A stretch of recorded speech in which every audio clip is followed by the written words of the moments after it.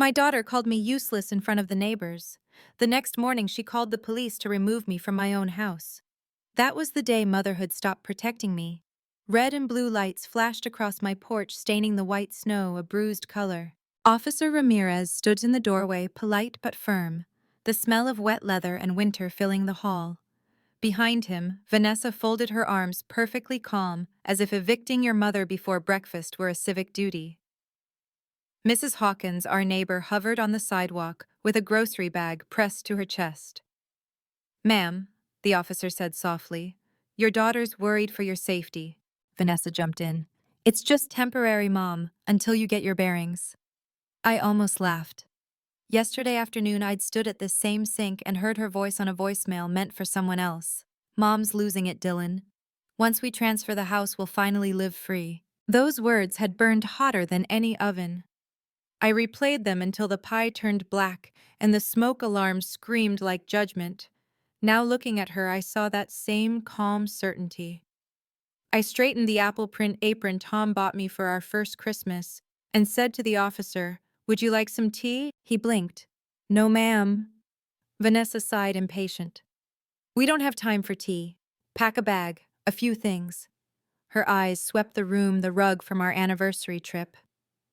Tom's pocket knife, the graduation photo, where she looked so proud she glowed. A burden doesn't build the house she's being thrown out of, I thought, and the bitterness steadied me more than fear. The smell of burnt sugar clung to everything. "Yesterday you told Mrs. Hawkins I was confused," I said. "Today you call the police. What's tomorrow?" She smiled thinly. "Tomorrow we make sure you don't hurt yourself." The officer shifted, embarrassed. That slight sound, his boots squeaking on the mat, was louder than all the shouting that didn't happen.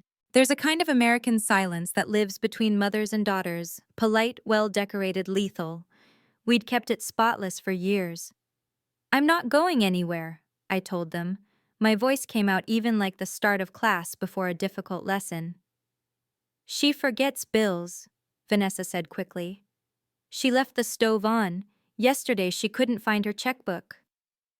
"It's in my apron," I replied, pulling it out. "Where it's been since you were 10. The officer's radio crackled. He looked outside, relieved to excuse himself. While he stepped to the porch, the house exhaled a sound I'd never noticed until that moment. Vanessa lowered her voice. "Mom, you're making this harder than it has to be. Dylan and I have lives." "Lives built on what exactly?" I asked. "My roof. My savings." Her face stiffened. "We're trying to help." "That's the problem," I said. "You only help when there's paperwork attached."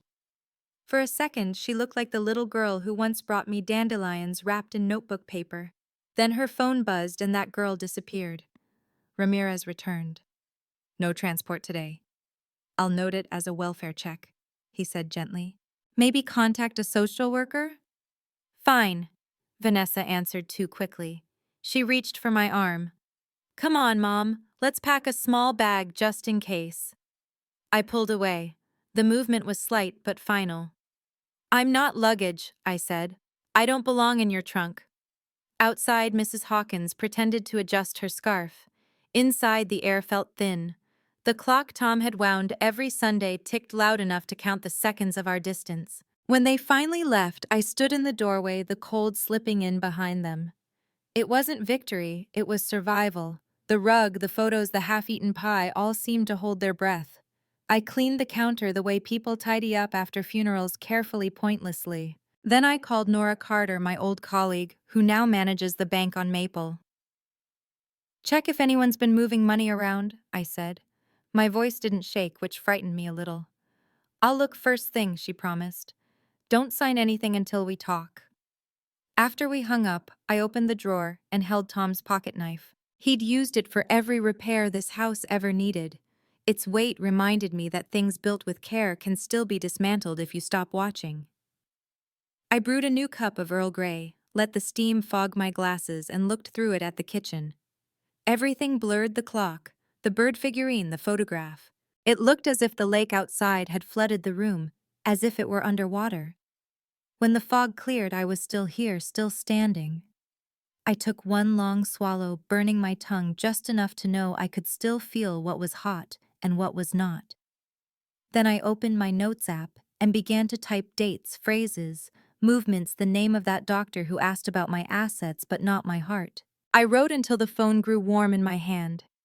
The sun slid down behind the lake and the sky turned the color of a healing bruise.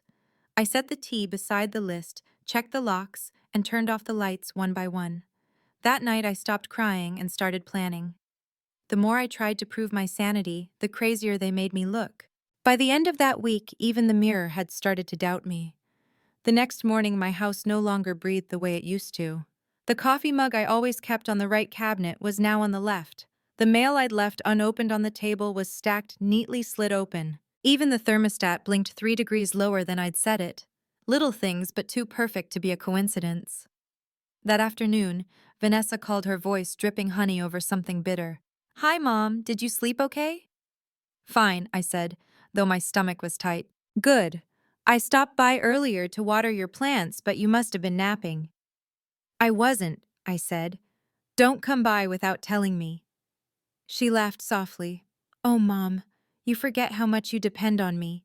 I hung up and stared at the receiver. Depend on her, I'd raised her, taught her to ride a bike, iron a shirt, balance a checkbook. Now she said it as if it were a curse. That evening, I sat under Tom's old plaid blanket and reopened my notebook. The first page still held my list: missing mail. New key scratches, the doctor's name.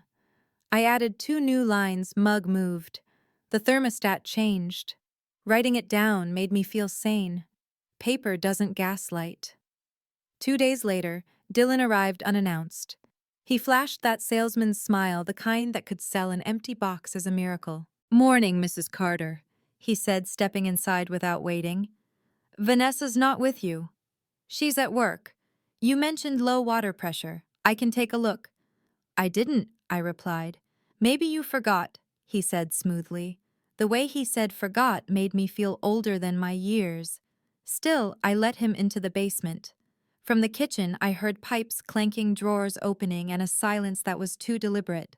When he left, I found Tom's old file cabinet slightly ajar. The envelope labeled "House Deed" was gone.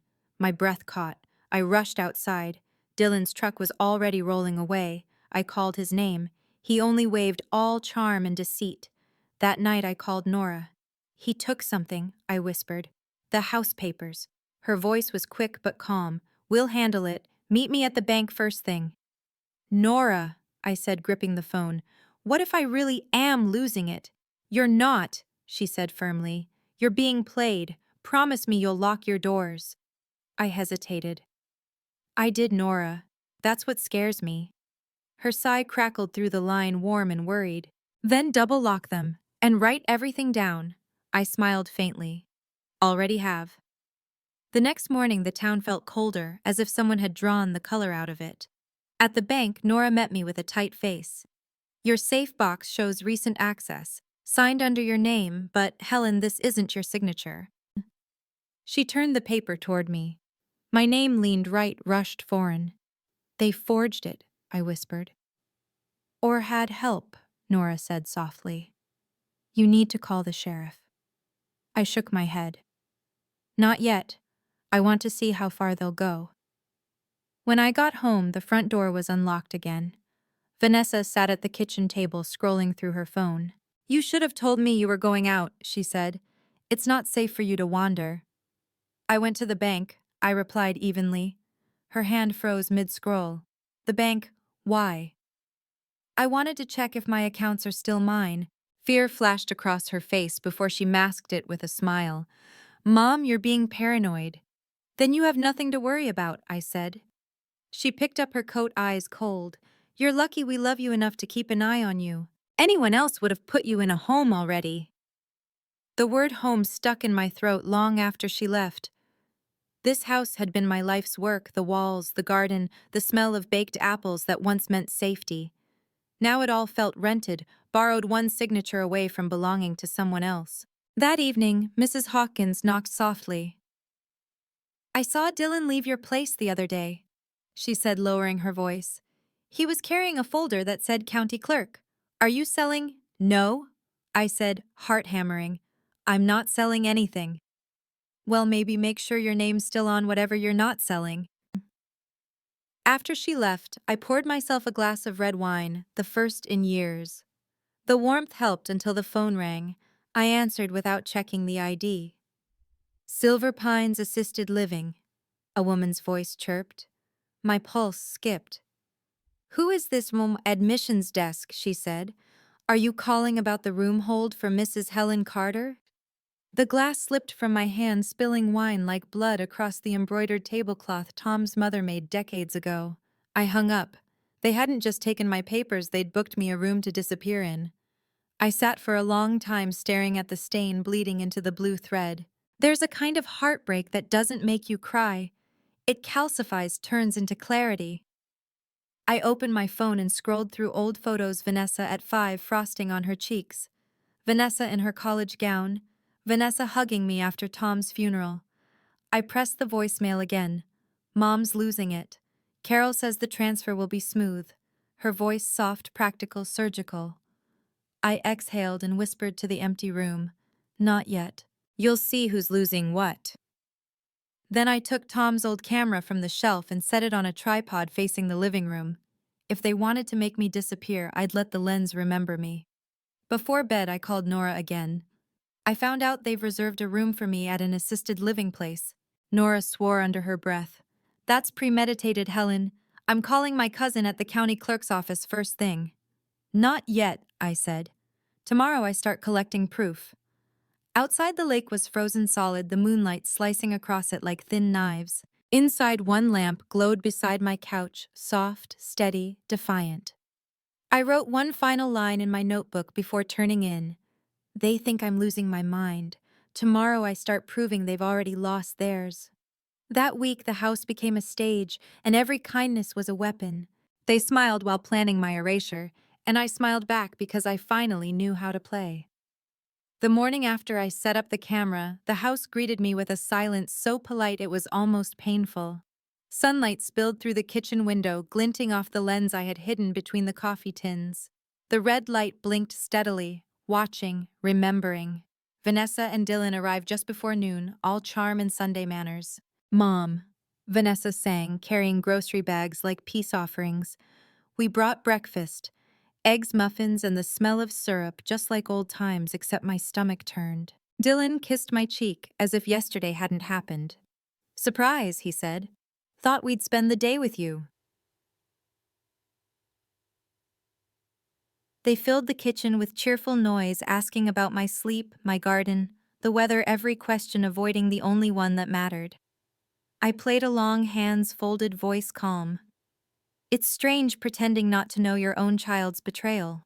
But sometimes silence gives you more power than shouting ever could. Over brunch, Dylan talked about a great opportunity. We're thinking of refinancing, he said casually. Lower interest rate. Maybe help you with bills too, Mom. My fork froze midair. My bills are fine. Vanessa smiled. You've always been proud, Mom, but it's silly to keep everything in your name at your age. I'll take my chances, I said. They exchanged a glance, quick, sharp, practiced. The kind of look that used to make me proud of their teamwork. Now it made me sick. When they left, I sat in the quiet, listening to the faint hum of the camera still recording. Then from the hall, I heard a faint beep, the sound of another device I hadn't placed. I followed it to my bedroom and found a new carbon monoxide detector plugged in near the floor. Except it wasn't one I'd bought. I bent down, heart pounding, and saw the tiny red lens at its center. Another camera. That night, I called Nora. They're watching me, I said. How do you know? I found a hidden camera. Call the police. Not yet, I whispered. Let them think I don't know. I want them to keep recording. Maybe this time the evidence will tell their story, not mine. There was a pause on the line. Promise me, Helen, you won't let them corner you. I smiled faintly. I've already stopped being the cornered one. 2 days later, Vanessa dropped by again with a folder in hand. Just need your signature, Mom. It's for an insurance update. I looked at the paper. The title read, Durable Power of Attorney. My heart sank. Why does it say this gives you control of my finances? And it's standard, she said too quickly. It just means if something happens, something like being declared incompetent, I asked. Her smile cracked. Don't be dramatic, I'm trying to protect you. I signed nothing. Instead, I poured her coffee and set the cup in front of her the way I used to when she was 16 and heartbroken over some boy. She stared at the steam for a moment, then said quietly, Mom, you used to trust me.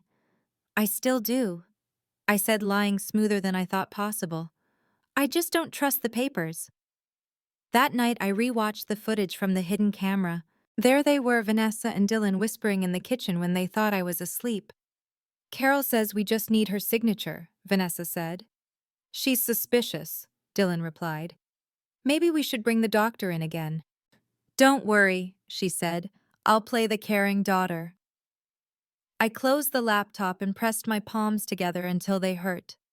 Love had turned into strategy and family into opponents. The following afternoon, Mrs. Hawkins came over with her usual grocery bag of good intentions. You've lost weight, she said, peering at me. I've lost my appetite, I answered. She hesitated, then leaned closer. I saw Dylan at the county building yesterday. He was with that cousin of Vanessa's, Carol, I think, the one who works in records. My heart dropped. What were they doing? She shrugged. Paperwork, maybe, but he didn't look thrilled to see me. After she left, I sat at the kitchen table with my tea going cold. For years, I'd believed love was a shield, that a good mother's devotion could outlast anything. But love had become my liability. Every kindness I'd given had been turned into leverage. That evening, the doorbell rang. It was Dr. Simmons, the same physician who'd once called me sharp for your age. Vanessa asked me to check on you, he said. Routine wellness visit. I didn't schedule one. Just a quick assessment, he insisted, stepping in. He asked questions about my memory orientation and daily routine. I answered, each carefully aware that the walls might be listening. When he left, I stood at the window watching his car pull away. For the first time, I understood they weren't just taking my house, they were building a case to take my mind. I spent the night awake, penning every detail in my notebook: time names, gestures, lies. The ink smeared once when a tear fell, but I didn't stop. If they wanted a paper trail, I'd give them one they couldn't manipulate. The next morning, I found an envelope on the porch with no return address. Inside was a single-sheet preliminary admission: Silver Pines Assisted Living. At the bottom, someone had written, pending family consent. I didn't cry this time. I laughed. Not because it was funny, but because it was proof. I placed the paper beside my camera and whispered, You wanted a signature, Vanessa. You'll get one, mine on a statement you'll regret. Then I called Nora. I have everything, I said. Video, documents, dates. Her breath caught. Helen, that's enough to file a case. Not yet, I said again. I'm going to confront them first. I want to see their faces when they realize the victim learned how to play their game. That night, I sat at the table where Tom and I had eaten dinner for 30 years. The house creaked around me like it was exhaling after holding its breath too long. I touched the embroidered tablecloth, the faint wine stains still there, and smiled at its imperfection. I thought of all the women I'd known, neighbors, friends, even my mother, who had swallowed humiliation in silence, calling it patience. No more. When the clock struck 10, I turned off the lights except one by the window. The lake outside reflected the house like a mirror. 2 Helens, one old, one reborn. I whispered to that reflection. Tomorrow I stop being the prey. The day I faced my daughter, the air felt heavier than any storm I'd ever survived. I wasn't going to scream. I wasn't going to cry. I was going to end the pretending. Morning broke quietly, and pale, the kind of gray that doesn't belong to any hour. I had barely slept. My notebook lay open on the table beside Tom's photograph. His steady eyes caught mid-laugh, his hand resting on my shoulder like a promise I could still feel. For a moment, I whispered to the picture, Wish me courage, old man. Then I closed the notebook and called Nora. It's time, I said. You're sure? And I've been sure since they stole my name off the deed. By noon, Nora arrived wearing her navy coat and carrying a small black folder. Everything's ready, copies of your bank records, the fake signature, the Silver Pines paperwork. I nodded. They'll be here soon. I told Vanessa I wanted to apologize. Her eyebrows shot up. Apologize? I smiled. They taught me the value of appearances. I'm just returning the lesson. When the doorbell rang, I felt my heart beat slow, not race. I opened the door and found them both, Vanessa in a cream sweater, Dylan holding a bouquet of flowers so bright they looked unnatural. Mom, she said, relief painting her voice.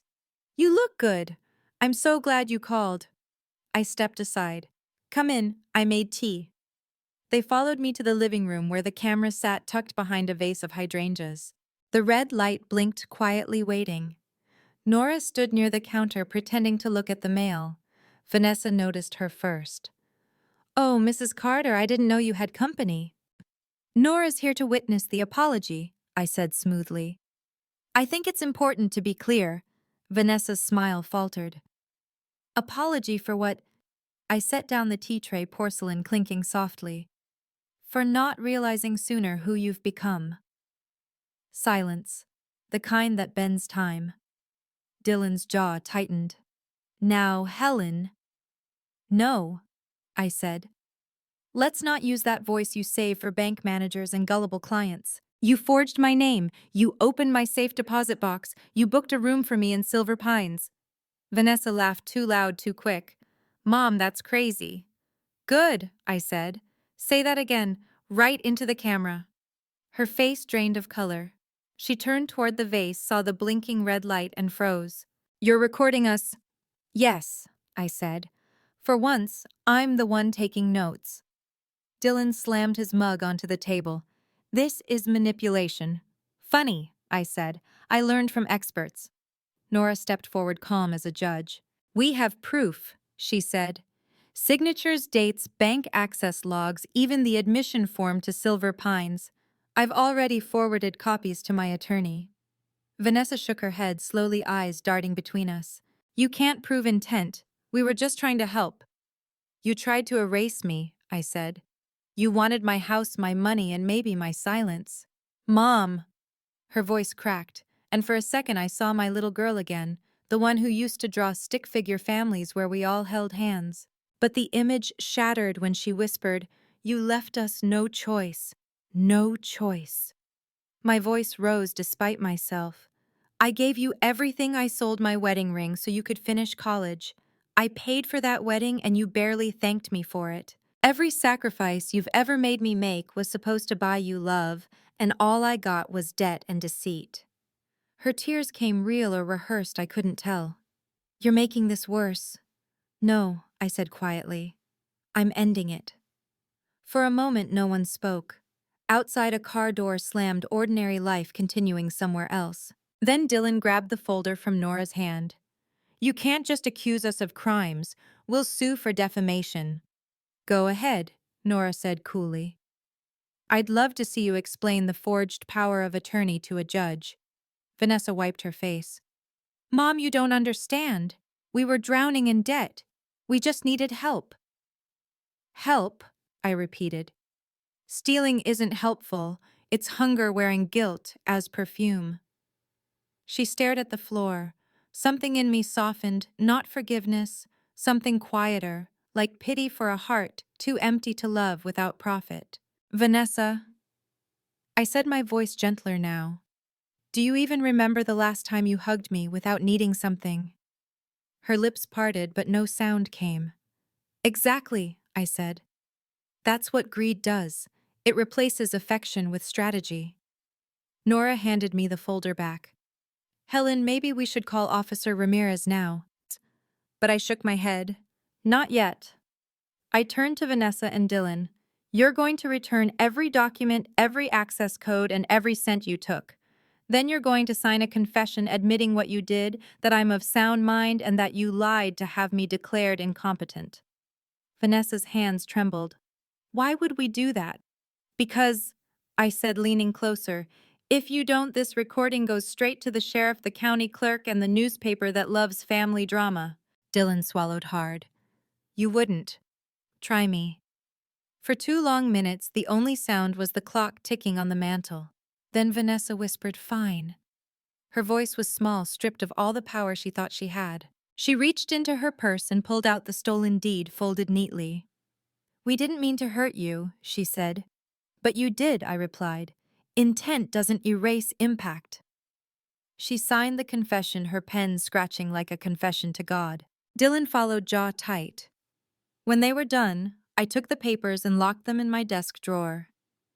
"You can go now," I said. Vanessa hesitated at the door. "Mom, will you ever forgive me?" I looked at her, really looked, and saw the same frightened little girl who used to wake me in the night after bad dreams. "Forgiveness isn't something you earn," I said. "It's something you stop expecting." She nodded, tears spilling silently, and left. Dylan followed without a word. When the house finally went quiet, I turned to Nora. My knees shook. She placed a hand on my arm. "You did it, Helen."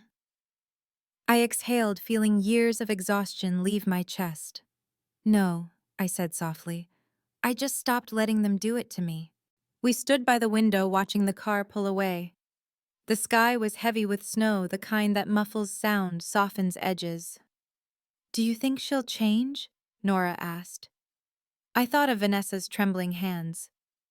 Maybe, but I won't wait for her to. I looked at the camera light still blinking behind the vase, capturing our reflection. I reached over and turned it off. For the first time in months, I didn't need proof to know what was true. The morning after the confrontation, peace didn't come, silence did. And sometimes silence means they're regrouping. When Vanessa and Dylan's car disappeared beyond the frozen pines, I thought I'd feel relief. Instead, the quiet pressed down heavier than guilt. The house seemed to be holding its breath. I could still see the faint ring of their teacups on the table, proof that ghosts aren't always dead. That night, I barely slept. Every sound felt deliberate, the ticking clock, the settling walls, even the hum of the refrigerator. It was as if the house itself was asking, "Now what?" The next morning, I opened the curtains and saw footprints in the snow outside my kitchen window. 2 sets. Fresh. No one knocked, no one entered, but someone had come close enough to watch. I called Nora. "They were here." She inhaled sharply. "Helen, I think you've scared them." "That's good." "No," I said. "Scared people are unpredictable." By noon, my phone buzzed with blocked numbers, one after another.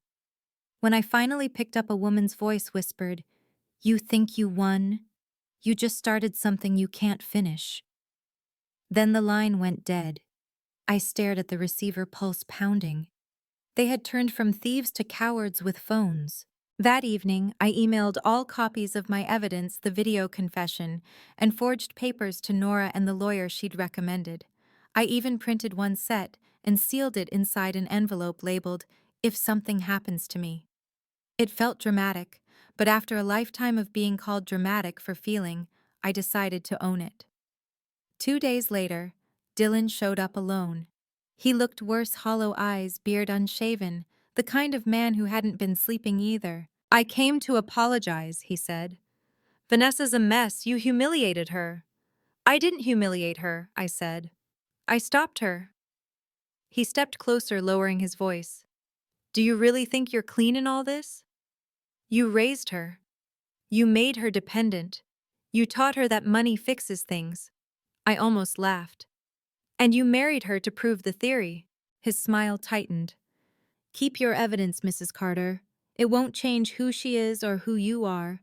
You're just an old woman living off other people's pity." I met his gaze, calm and steady. "You mistake pity for patience. One runs out slower than the other." He turned to leave, muttering, "This isn't over." I waited until his car disappeared, then locked every door. My hands trembled only when I poured myself tea. That night, snow began again, thick, relentless. I sat by the window, watching the flakes blur the world outside. My reflection looked almost peaceful. For the first time in years, I didn't see a mother or a victim. I saw a woman learning how to protect herself without apologizing for it. When the phone rang again, I almost didn't answer, but the voice on the other end was low, familiar. Helen Carter. Yes. This is Detective Harper from the County Sheriff's Office. We received documentation from your attorney. I'd like to schedule a formal statement. I closed my eyes, the weight in my chest finally loosening. Tomorrow works. Tomorrow at 10, he said. And Mrs. Carter, good work. After hanging up, I went to the kitchen and wrote the date in my notebook. Tuesday justice starts at 10 Hazur ma'am. When morning came, the snow had stopped, but the world still felt shrouded in a white silence. Nora insisted on driving me to the station. You sure you're ready? She asked as we pulled into the parking lot. I've been ready since the first voicemail, I said. Inside the office smelled of coffee and dust. Detective Harper was kind young enough to call me ma'am without condescension. We reviewed everything: the forged signatures, the false medical reports, and the Silver Pines booking. Each word felt like pulling a splinter from my skin. Painful, but clean. When he asked if I wanted to press charges, I hesitated. The mother in me still whispered no. The woman in me whispered yes. I thought of the empty kitchen, the stolen papers, the hidden cameras, and finally said yes, for all the women who never could. That afternoon, news traveled fast. Small towns are efficient that way. By evening, half the neighborhood knew something had happened between the Carters. Mrs. Hawkins came by with a casserole, her version of a headline. You did the right thing, she said. Sometimes love needs witnesses. I smiled faintly. Sometimes it needs distance. As night fell, I received a text from an unknown number. I hope you're happy. You've ruined our lives. No signature, but I knew the rhythm of her anger, my daughter's. I typed back, no sweetheart. I saved my own. Then I put the phone down and let the silence settle again. 3 days later, Nora called. They've agreed to a plea deal, fraud, forgery, coercion. The DA says it's airtight. I exhaled slowly. So this is what justice feels like: quiet. Sometimes quiet is the loudest victory, she said. I looked out at the lake, the ice beginning to thaw into patches of dark water. Maybe spring's early this year, I murmured. That weekend I visited Tom's grave for the first time in months. The air smelled of cedar and melting snow. I brushed the leaves from his headstone and laid one of the bright flowers Dylan had brought earlier. Their fake apology turned into something pure. Can you believe it? I said softly. I finally learned to fight back without losing myself. The wind stirred through the trees, gentle, approving. I stood there for a long while, remembering how many times I'd apologized for things that weren't my fault. For speaking too loudly, for crying too much, for expecting love to be kind. No more. When I got home, I opened the window wide. The cold air rushed in, sharp and alive. I took one deep breath and whispered to the empty house, "You're mine again." I turned off the lamp and sat at the kitchen table with my tea. The clock ticked in rhythm with my heart. Outside, the snow melted in thin, shining streams down the street, like the world itself was ready to forgive me for surviving. Justice arrived quietly. Healing took its time.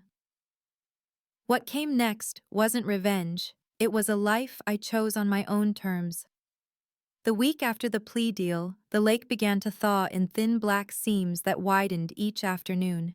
From my kitchen window, I could see geese returning, loud and sure of where they belonged. I envied the certainty.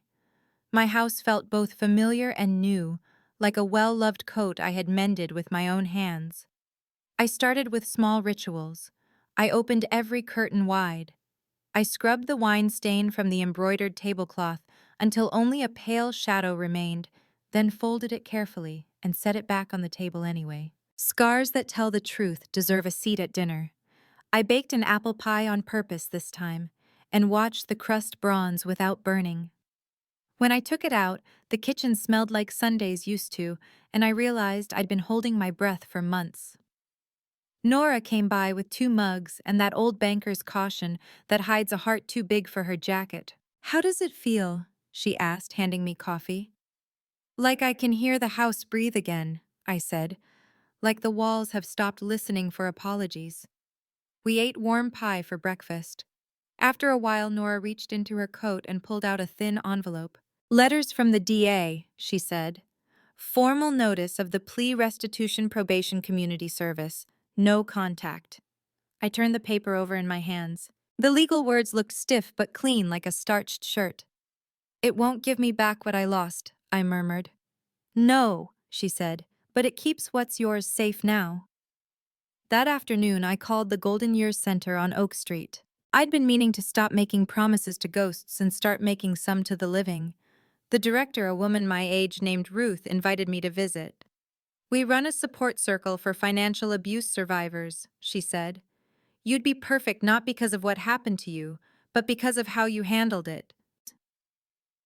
I almost said I hadn't handled anything with grace, that I'd cried over a pie and talked to a photograph and shook when the kettle boiled too hard. But I heard Tom's laugh in my memory, low and steady. Show up anyway, he would have said. So I did. The community room smelled faintly of lemon cleaner and coffee. Folding chairs made a ragged circle. On the wall, a bulletin board displayed flyers for Tai Chi Medicare help and a potluck labeled Chili Cook-Off, Bring Your Best. I sat between a retired bus driver named Mateo and a woman with silver braids who introduced herself as Denise. When it was my turn, I didn't start with betrayal or paperwork. I started with the day I forgot to take the pie out of the oven, because I was listening to a voicemail that shifted my life. I watched their faces soften as if the scent of burnt sugar belonged to all of us. After the group, Denise squeezed my hand. You kept your home, she said. Sometimes keeping one room in your soul is harder than keeping four walls. On my way out, Ruth stopped me. We're starting a workshop, Know Your Papers, Basic Finance Scam Awareness and the Power of Attorney explained in plain English. Would you teach a session? I laughed, surprised by my own yes. I'm good at plain English, I said, and better at spotting lies now. The following days fell into a rhythm I had chosen. I woke before dawn to the lake's slow brightening. I walked a little farther each morning along the path, crunching thin ice in the shaded parts. I volunteered at the center twice a week. I made soup and froze half in single portions, future kindness awaiting me on later evenings. I donated the hidden cameras to the detective's evidence locker. I kept the tripod and used it for holiday photos again. One evening, a plain envelope slid through my mail slot. No return address. Inside was a short letter written in Vanessa's neat grade school perfect hand. Mom, I know I'm not allowed to contact you. I'm not asking you to forgive me or to break the order. I understand what I did. I've started counseling. I lost my job. Dylan and I separated. None of this is your fault. Please be safe. I'm trying to be someone you could stand next to in a grocery store and not look away. The old ache rose in me, familiar as my own name. I traced the indentations where her pen had pressed too hard on the paper. I didn't cry. I didn't rush to soften what must harden to keep me whole. I placed the letter in a drawer with the deeds, the confessions, and the proof things that had once been weapons but could now be archives. We are made of what we survive and what we refuse to repeat. On Sunday, I returned to church for the first time since everything had fallen apart. Mrs. Hawkins waved from her pew with a look that said she'd kept the casserole dish ready just in case. The hymn that morning wasn't about punishment or shame. It was about winter giving up and rivers remembering how to run. After service, I stood in the fellowship hall, balancing a styrofoam cup of weak coffee and a cookie that tasted like a childhood memory. People asked how I was. I told the truth without making a spectacle of it. Better. Healing. Busy. No one argued. It felt like a miracle. Spring came for real the following week. The maple outside my window dressed itself in a green so tender it could mend bone. I opened the house to the air. I washed the winter from the curtains. I let sunlight touch corners that had learned to fear shadows. I even planted pansies in the window boxes, purple and yellow, with faces like gossiping church ladies. At the center, our workshop filled faster than Ruth expected. We pushed more chairs into the room. We made copies of Don't Sign What You Don't Read in a font big enough to challenge pride. I watched women my age lean over documents they'd avoided for years and felt the quiet power of a room where no one had to pretend. At the end of the session, Matteo lifted a hand. "What if the ones who hurt you are the ones you love?" he asked softly. I took a breath. "Then you love yourself more," I said. "You draw a line and call it a fence, not a wall. And if they choose not to come through the gate with respect, you keep your garden safe." After class, Ruth slipped a small pin into my palm, an enamel seedling with a single leaf. "For starting things," she said. That night, I set the pin beside Tom's pocket knife on the hutch. Old tools and new beginnings sharing a shelf. I'm not sure if Vanessa will become someone I can invite to my table again. I know only that my table will be set with the truth, and the seat across from me will not be reserved for sorrow. The order says no contact. My heart says boundaries. Between the two, I have room to breathe. On the first truly warm afternoon, I took a slice of apple pie out to the porch. The lake threw diamonds at the sun. A little boy rode past on a wobbling bike, his father jogging behind him, hand hovering near the back of the seat and then letting go. The boy didn't notice the exact moment of freedom. He only knew the road opened and the wind felt new. I lifted my fork and thought of all the women who have been told to be grateful for being tolerated. I thought of rooms we leave and rooms we reclaim. I thought of the quiet, stubborn joy of living in a house where every drawer holds only what you chose to keep. I took my first bite, and it was sweet and clean. The crust flaked against my tongue like a promise kept. The geese shouted overhead, rude and triumphant.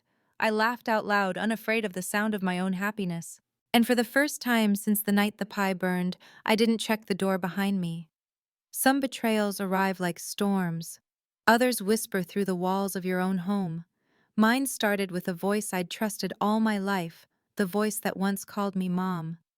When family turns into strangers, it doesn't happen overnight. It happens in teaspoons of doubt, sips of silence, and smiles that hide calculation. For years, I believed that love meant endurance. Patience could turn selfishness into gratitude, and sacrifice could buy loyalty. But love without respect is just quiet surrender. And silence, when repeated long enough, becomes permission. I learned that boundaries aren't walls, they're doors with locks we have every right to use. Protecting yourself from those you love isn't cruelty, it's self-respect wearing its final form. Forgiveness doesn't always look like reunion. Sometimes it seems like distance that no longer hurts. When they stole my name, my peace, and nearly my sanity, I thought I'd lost everything. But what I really lost were illusions, those soft lies that keep mothers from seeing the truth. I gained something rarer, the courage to be my own witness. Family isn't defined by blood, it's defined by behavior. A child who deceives you is no more family than a stranger who robs your house. A friend who protects your dignity is closer than a relative who uses your kindness as a means to their own advantage.